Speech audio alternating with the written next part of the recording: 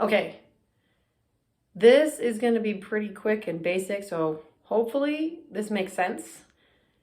If there are any questions, please, please, please ask, because I love questions. Especially if I don't make sense, then I'd like to have another try at it.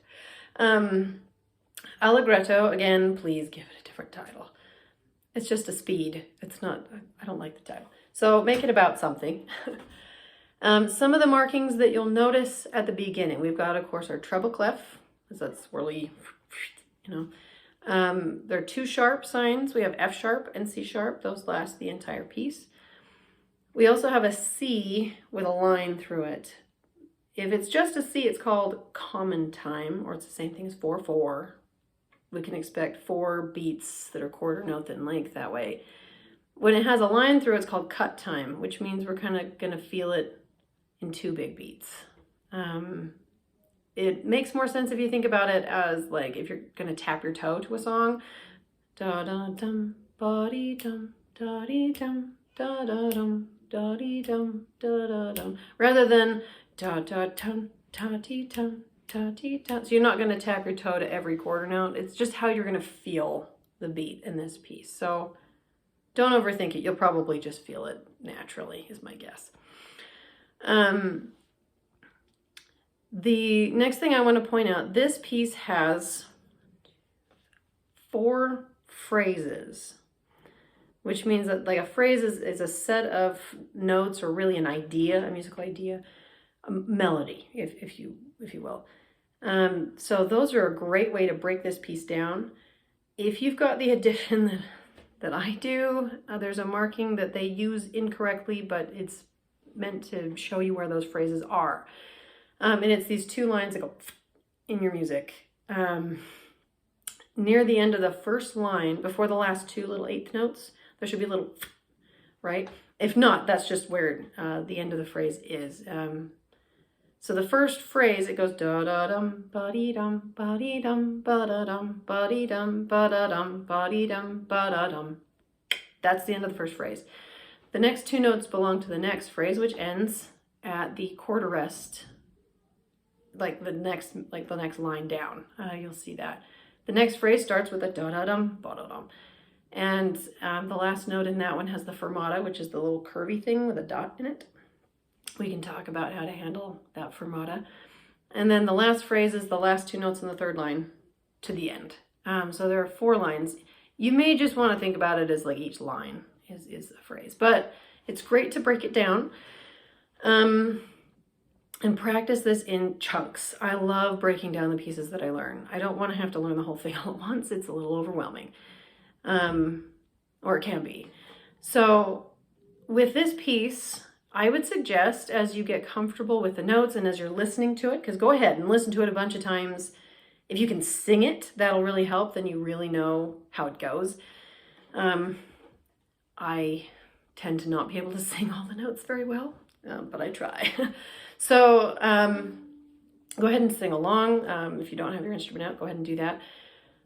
One thing you can do is, I love breaking down a piece into simpler ideas. I don't feel like I have to learn how to do it all at once.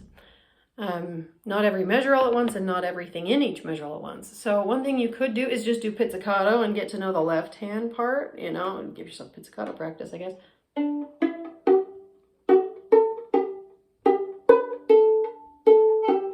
Like just break it down so it's just the left hand. And then if you're ready, it's like, okay, I'm ready for my right hand. Curvy, you know, bent thumb, curved pinky, all that business. And then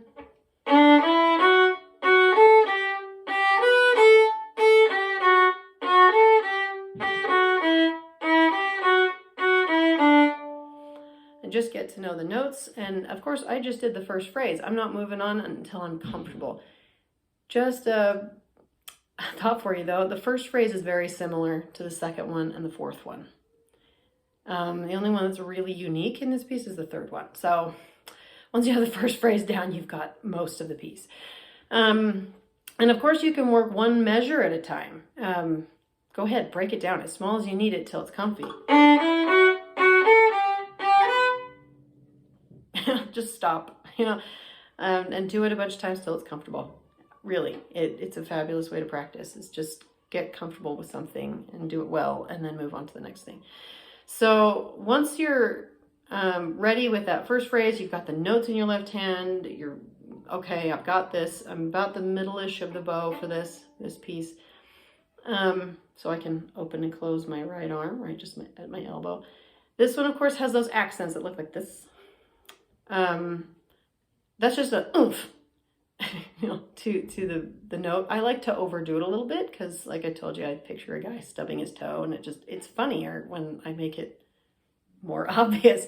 So that's just how I feel about this piece. So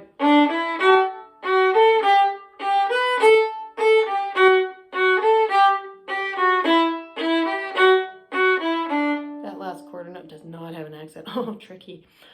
But I just give a little, you know, just give it a little bit of extra.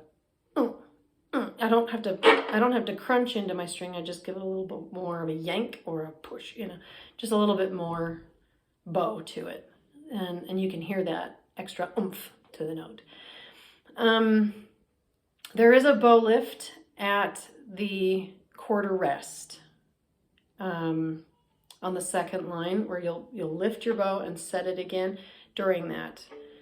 Sometimes it helps when you get to that note, bow lift, and then you're ready to play the next note. You can even just think lift, you know, think lift, and you know, then you set your bow and land close to your hand when you do it. So anyway, so that's just a couple things to get you started. We'll do more with the rest of it as we meet again, unless you really go practice crazy and are super ready for more before I see you. But let me know if you have questions. Let me know if that makes sense or if it doesn't. And if you have any other questions. I think I said that. Repeating myself. But I hope you have a happy Christmas.